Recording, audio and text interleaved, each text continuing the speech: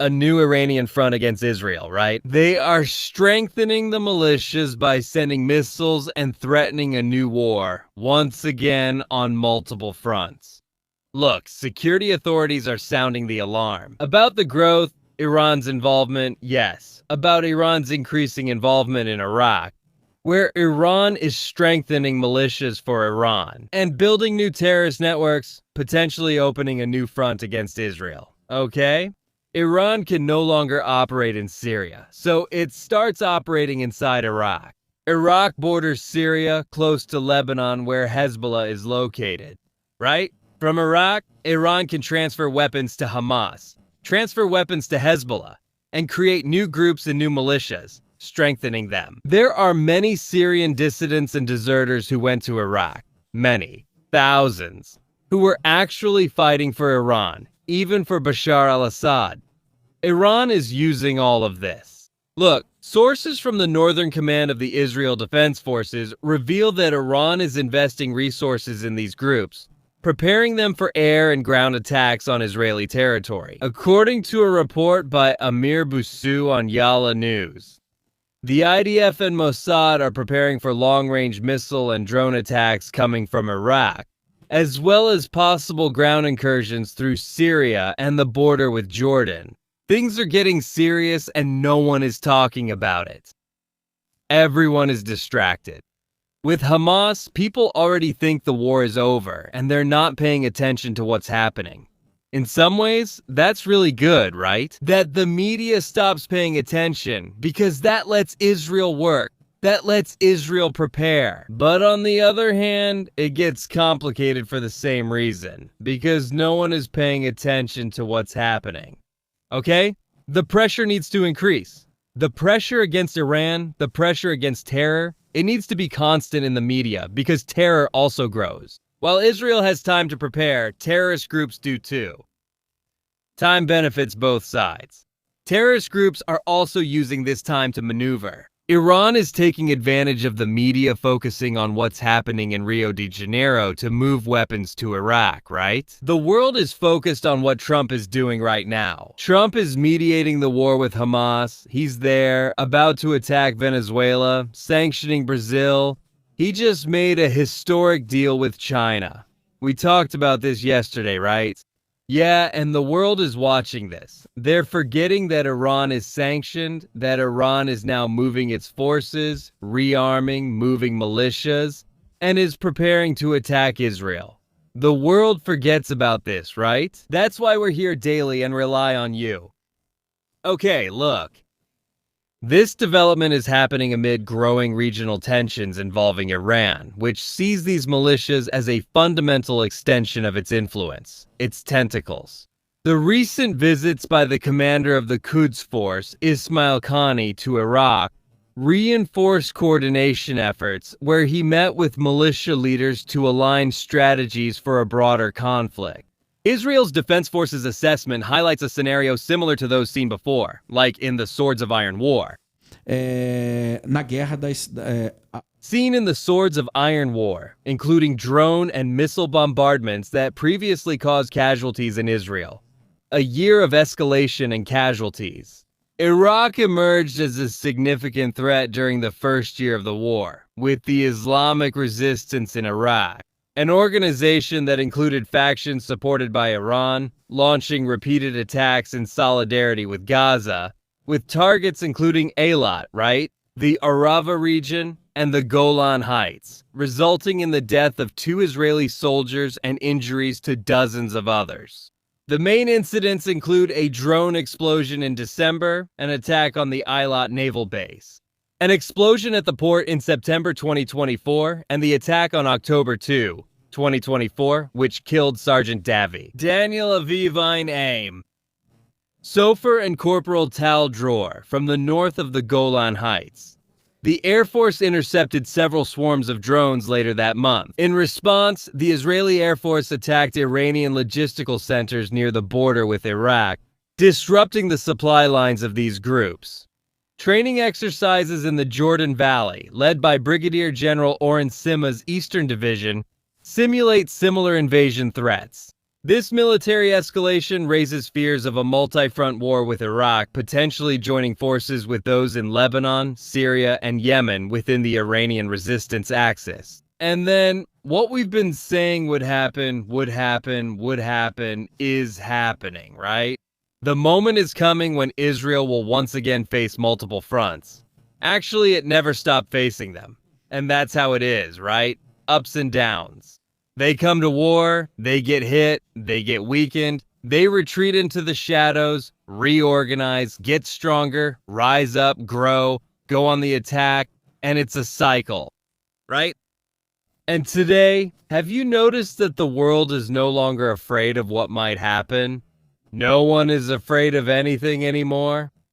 Especially there, but it's not just there, right? I was gonna say especially in the Middle East, but we have Russia. What does Russia fear? Russia fears nothing.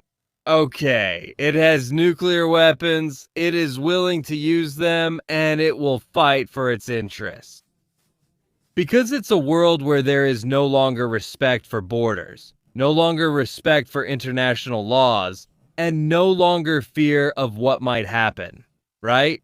And the Islamic radicals are there receiving tons and tons of weapons from China, and even intelligence support from Russia, because keeping the Middle East in chaos prevents many other things from happening. Things that could even benefit the United States, right? There's that trade corridor that connects India to the West, passing through the Gulf countries and Israel, right? And that involves Syria, involves Jordan, involves Egypt, involves the Gaza Strip. It involves everything there. Next.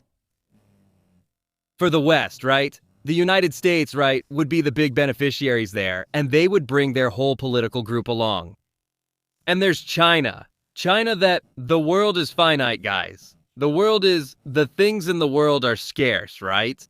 They run out, they're limited. You see all the crisis that happened between China and the United States over rare minerals, right? The rare minerals, the rare earths, used in the aeronautical and aerospace industries, right? In the construction of chips, this artificial intelligence that today needs a lot of energy, but also needs a lot of technology. A lot of chips to make it work, right? Advanced defense and attack weapons, all of that requires a lot of technology.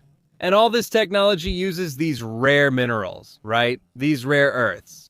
Well, whoever controls that controls the future of the world. Guess who has the largest reserve? China, right? The second largest would be Vietnam, and right behind it is Brazil, among the countries with the largest reserves. And then Australia, among other Asian countries, right? The Americans raced against time and made agreements in that region to get around Chinese sanctions on the supply of these rare earths. And why are these rare earths so important? We talked about this yesterday. It's precisely to give global control to a certain power. Whoever controls this controls the world, right? And that's limited. The land, right? Space is limited, right? Resources are limited. So whoever holds the greatest human resource, geographic resource, right? Yeah, of materials, will control the planet, right?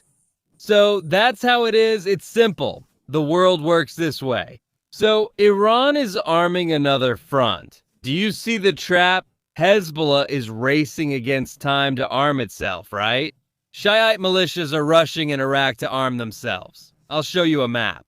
And Iran is buying missiles, buying fuel for ballistic missiles, rebuilding its arsenal. Map of the Middle East. Let's put it here for you, just so you have an idea of what it's about, okay? So you can understand where everything is, right? Israel, Iran, see here? So here we go, a map of the Middle East. I put it here, look. Can you see my cursor here? Iran. Iran is here, okay? Israel is here. You can barely see Israel, but it's here, look. Israeli territory. So, where is Iran operating? In Iraq. Look, Iraq borders Iran. See here? Iraq borders Iran. Here, Iran can operate. Operate easily. It sends weapons, sends ammunition, sends men, okay? Trains militias. And from Iraq, how do they get to Israel? You either go through Syrian territory or through Jordan. And you can use both territories. So generally, that's what happened with Bashar al-Assad, right? Iran used the border with Iraq a lot. And from Iraq, it would go to Syria. And in Syria, it reaches Israel, right?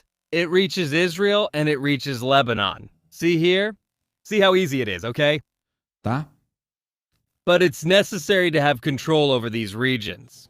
All right, guys? So, Israel is surrounded because you have possibly militias in Iraq. You have militias operating in Syria. You have Hezbollah in Lebanon. And you have, well, danger coming from Jordan. Israel is surrounded. You have Egypt to the south, which also has a tremendous military force here on the border with Israel, right? To the north, Lebanon. You have Syria and you have Turkey, which is the biggest threat to Israel in the next 5 to 10 years. Turkey, which has already declared that it has no appreciation for Israel.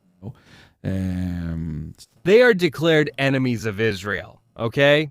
So the problem that's coming is big, but let's solve it one step at a time. We won't be able to solve everything at the same time. And we're going to need help, support, right? From the West, we're going to need the support of the United States so we can fight this war. Yeah.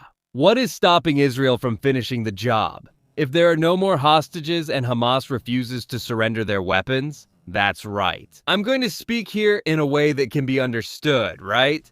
What's stopping Israel today is the United States. It's Donald Trump. He stops Israel from dealing with the problem. He prevents them from ending Hamas. And there's a second point. The first is Trump. At least in the media, it's Trump. That's why I say, right? Superficially, based on what we can see, because we don't have access to everything. 90% of what happens stays behind the scenes. It's not talked about. It's not publicized. They control it, right? Yeah, Trump has agreements with the Arab countries, right? And secondly, Israel isn't that interested in keeping up the war. There's this understanding. Although most of the Israeli population chose to finish off Hamas in the Gaza Strip, they chose that, right? They want the Israeli army to go all the way. Most of them. Most people vote for Israel to finish off Hamas militarily once and for all, right? But there are political movements. There's a whole issue involved in that. But I think by far the biggest factor is the interest of the United States in that place, right? And we know that, right? The Americans today have agreements with the Arab countries. Remember that before all this, Trump was in the Middle East. He didn't go to Israel. He went to Saudi Arabia, he went to Qatar, he went to the United Arab Emirates, right? Trump was in all those countries, made trillion-dollar deals, and went back to the United States. Then the pacification efforts in Gaza begin. And we have another side that pays a lot of money to the United States. The other side that is interested in keeping Hamas in Gaza. So, yeah, to sum up, right? Summing it up for you, okay?